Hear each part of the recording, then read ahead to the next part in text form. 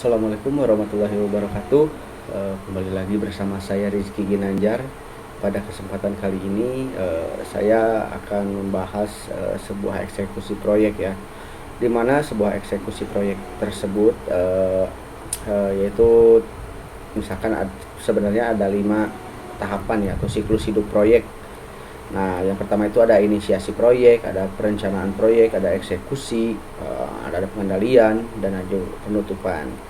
Nah, dimana untuk inisiasi perencanaan, nah kita sudah bahas sebelumnya, dan sekarang itu saya akan membahas proses eksekusi proyek ya. Nah, kenapa saya membahas ini? Karena setiap kali kita itu banyak kendala juga di lapangan tentang pengeksekusian proyek. Nah, proses eksekusi atau pelaksanaan proyek itu adalah mengkoordinasikan ya orang dan sumber daya lain yang digunakan untuk menjalankan rencana dan menghasilkan output dari proyek. Nah, contohnya membangun tim proyek, menjamin kualitas proyek, mengandalkan sumber daya yang dibutuhkan, memberikan hasil pekerjaan juga.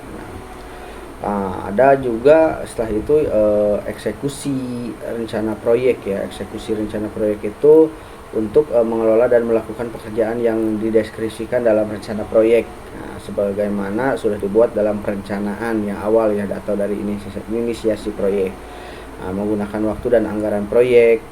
Jadi waktu yang sudah dibuat dari dalam perencanaan itu kita aplikasikan sesuai dengan jadwal.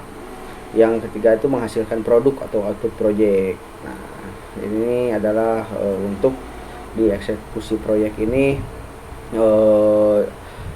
yaitu pasti harus dihasilkan suatu output project juga. Kelima itu manajer proyek harus fokus ya, memimpin tim proyek dan mengelola hubungan dengan stakeholder agar eksekusi rencana dapat sukses ya. Ada 3 aktivitas utama ya yang harus koordinasikan dengan stakeholder ya untuk manajer proyek tersendiri. Yang pertama itu koordinasi dan eksekusi rencana. Nah, yang kedua itu membangun budaya kepemimpinan dan saling mendukung ya. Kita juga harus saling mendukung. Kalau misalkan tidak saling menyatukan lah misalkan di dalam tim, itu susah untuk terwujudnya suatu eksekusi yang baik. Nah, yang ketiga itu membangun pengetahuan di bidang produk ya, bisnis dan aplikasi. Nah, jadi sebelum kita memulai eksekusi ini, kita dari inisiasi, dari perencanaan, nah, kita juga harus tahu memahami apa dan maksud dan tujuan tersebut. Nah, yang keempat itu saya akan membahas dengan koordinasi dan eksekusi ya. Tujuan utama dari pembuatan rencana proyek adalah untuk menjadi panduan eksekusi proyek. Nah, yang melakukan pekerjaan harus membuat perencanaan. Ya, jadi istilahnya ya tadi kita dalam perencanaan itu pasti mengacunya dalam perencanaan atau istilahnya jadwal yang telah dibuat ya. Ada juga untuk budaya kepemimpinan di eksekusi proyek ini harus mempunyai kepemimpinan yang kuat. Nah, manajer proyek harus memberi contoh dengan mendemonstrasikan pentingnya membuat rencana proyek dan menjalankan proyek sesuai perencanaan tersebut. Nah, itu manajer itu harus mencontohkan untuk terutama dalam kekompakan tim lah istilahnya. Terus kultur saling mendukung ya, menggunakan panduan dan template untuk digunakan untuk semua orang di organisasi, menggunakan rencana proyek sebagai basis mengontrol eksekusi proyek. Nah, yaitu ya harus saling mendukung lah istilahnya.